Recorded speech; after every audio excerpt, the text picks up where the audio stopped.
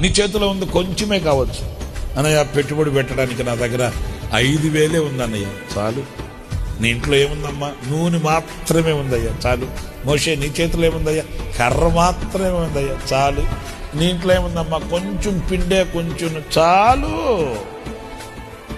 ఏం కొండను పిగిలి తీసుకొని రావాలన్నా ఏంటి? ఆవగింజలు అర్ధ భాగం ఉంటే చాలు. వెళ్ళిపో, సముద్రంలో పడిపోతా లేదా? ఎంత దాంతో? ఆవగింజలు అర్ధ భాగం ఎంతది? కొండెంత? ఇదెంత? చాలు. నీవు తగ్గించుకోగలిగిన వాడు అయితే, నీ పిలుపును నీ ఏర్పాటును స్థిరపరచుకొని నిశ్చయించుకోగలిగితే, ఒక శుద్ధీకరణ కలిగిన వ్యక్తివే అయితే, దేవుని ఆత్మ నింపుదల కలిగిన వ్యక్తివి అయితే, నీ చేతిలో గడ్డి పరక కూడా ఘనమైన ఆయుధంగా మారుస్తాడు నా దేవుడు. గడ్డి పరక, ఇదంతా దీని బతు